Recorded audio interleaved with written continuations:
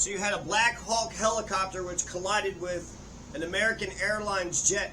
A Blackhawk helicopter is going to collide into an American Airlines jet when the American Airlines jet was going to land on the runway.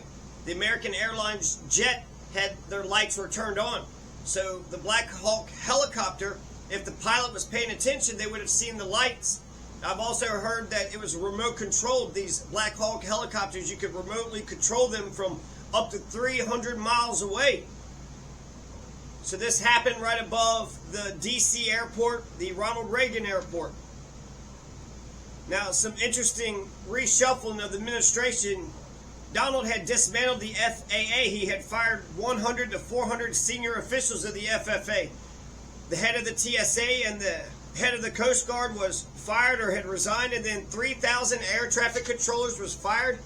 Can that be true? 3,000 air traffic controllers were fired? That sounds incredible. Now, it's also ironic because this is the Reagan DC airport. Ronald Reagan famously had fired the air traffic controllers when they were striking. He said he did it for national security. So some names: David Pekoski, he was fired. That's the head of the TSA. And then Mike Whitaker had resigned after a clash with Elon Musk.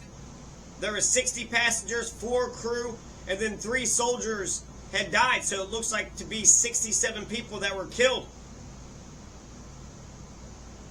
That's incredible. I mean, I saw some of the images, and you had one plane land, another plane land, and then the helicopter is just kind of hovering at the end of the runway. And then when this other plane, the American Airlines jet, was starting to make its approach to land, you had the helicopter. It looks like it went straight into it, and it collided right over the Potomac River, and then it all crashed, and people are saying there's no survivors. I had heard that there was like some ice skaters or something that was part of the jet. It came from Kansas. It came from a good distance. So the Army, the Blackhawk helicopter was the Army, and they said that they were conducting a routine training flight. They were conducting a routine training flight. So it'd be kind of crazy to have 3 soldiers inside the Blackhawk helicopter, and it was being remotely controlled 300 miles away. Donald has blamed the helicopter pilot, he blamed the air traffic controllers, and he also blamed DEI policies, which we don't need that. We don't need the blame game. What we need is for the president to accurately assess what had happened, give us his initial, understanding of the thing, so that way people aren't just freaking out like, what the hell is going on? And then do more investigation, and then get back to us with the truth.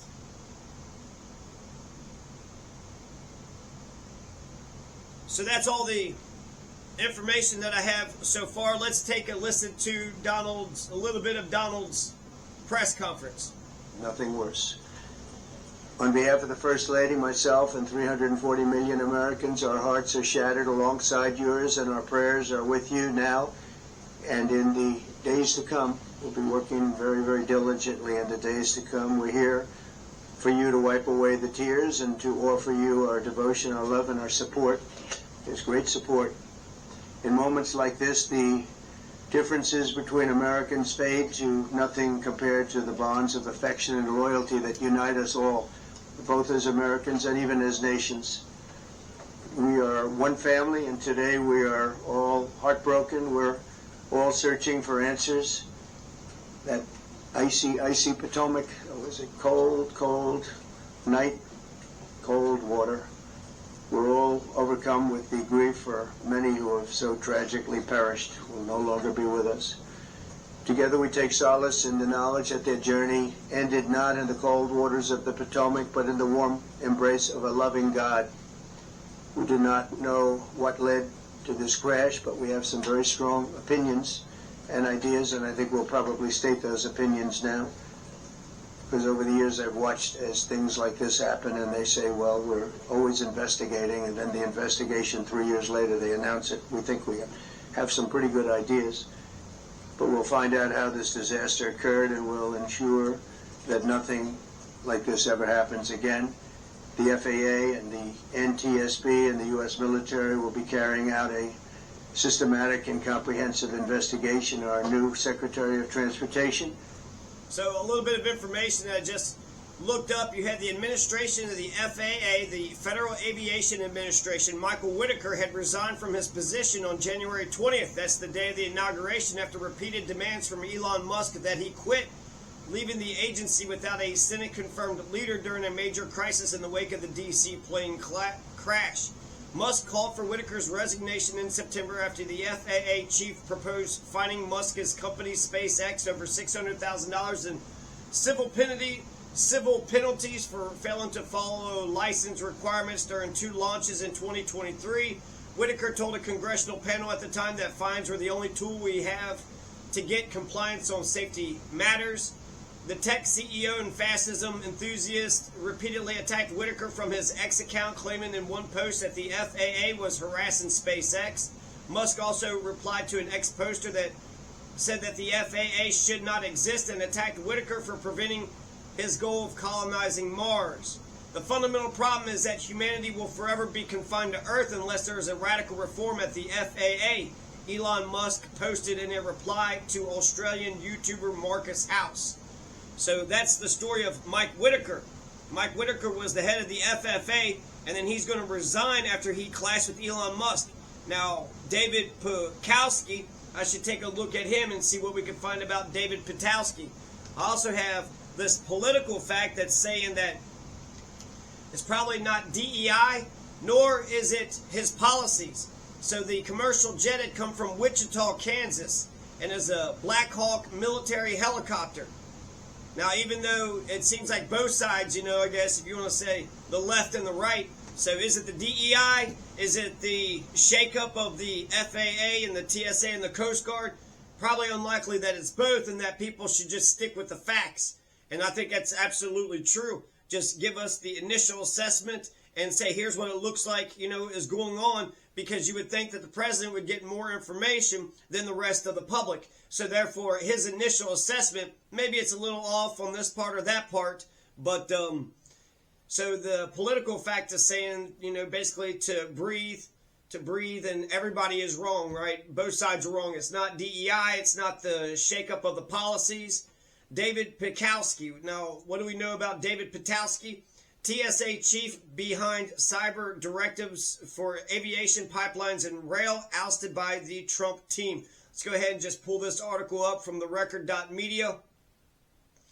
David Pekowski, who was appointed during the Trump administration's first term, led the way in issuing cybersecurity directives governing the airline, pipeline, and rail industry, sent a farewell memo to the agency staff saying he was advised by Trump's transition team that his time in charge would end at noon on Monday.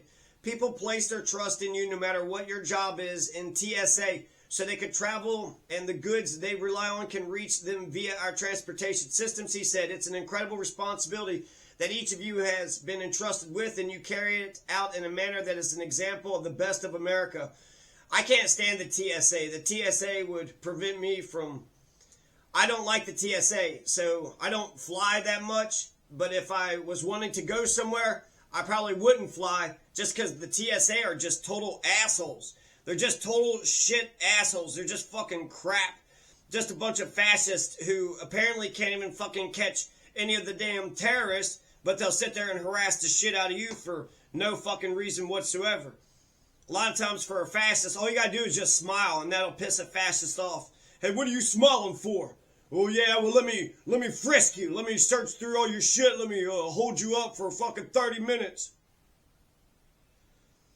So 3 soldiers, RIP to the 3 soldiers in the Blackhawk helicopter. The 60 passengers, the 4 crew, 67 souls were killed right above the Potomac River, right there in D.C. So you'd like to think that they would actually focus as much as they can on this incident, and if they find out that, whatever the cause of the incident, let's fix it so it doesn't ever happen again.